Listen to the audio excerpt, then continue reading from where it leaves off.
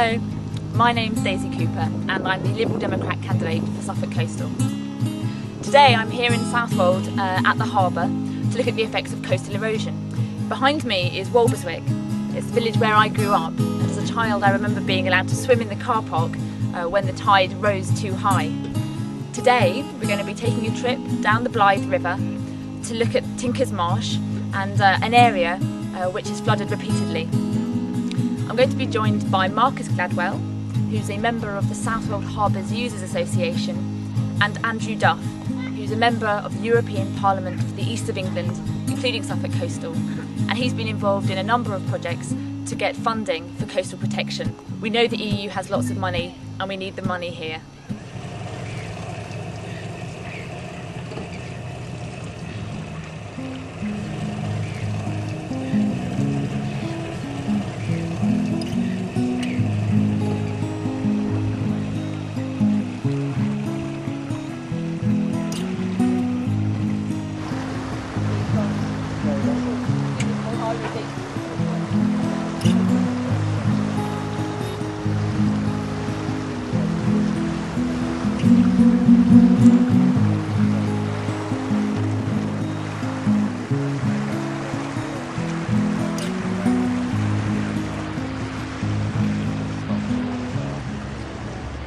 So Marcus, we're here at Tinker's Marsh up near Blythburgh. We know you've had some problems here. Can you tell us a little bit about it?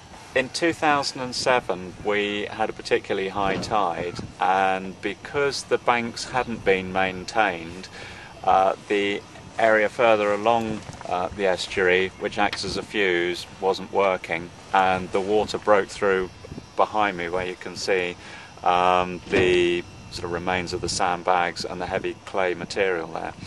And once the water ran through there, it was going into Tinker's Marsh on a daily basis, running in and out with the tide, and that then went through and into Robinson's Marsh and was quite close to Walberswick and was threatening the properties there. The guys locally just turned out and filled up sandbags and blocked it up.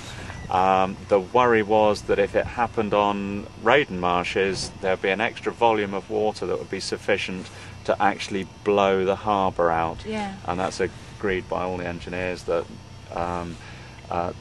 if these banks aren't maintained here, then we would probably lose the harbour. Okay. And as we were saying earlier, that's a large part of the draw for tourism and, you know, where people live here. Absolutely.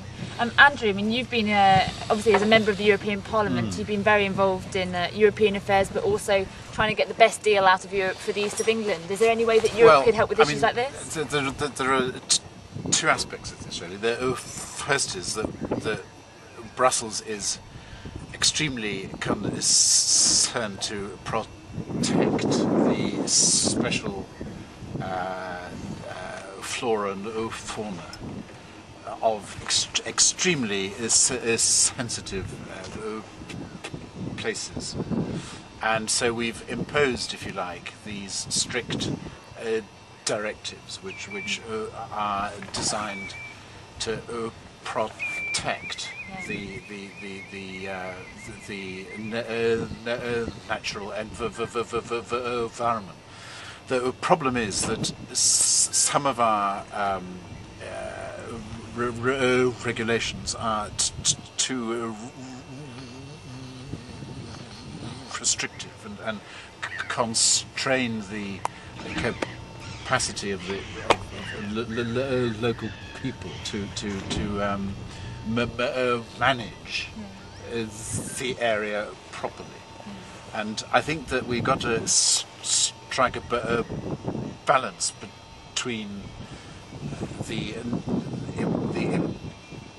imperative to protect and to facilitate proper management of these areas.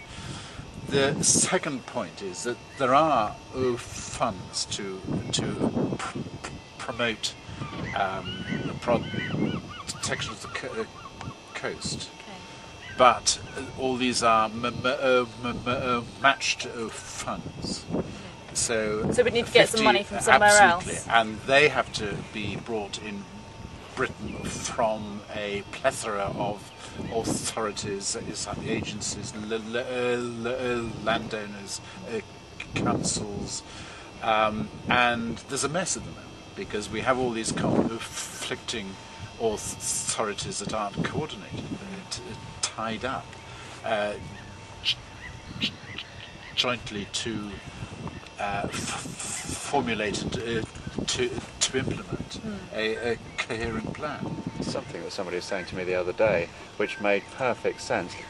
I'm dealing with so many different people trying to achieve the same thing with the harbour here. You know, if it can be joined up, brought together, it will work so much better. Yeah. But it's very good to be able to inspect this at close quarters and on a glorious spring day. Absolutely. And we'll have to see what we can do from now on. Excellent. Thank you.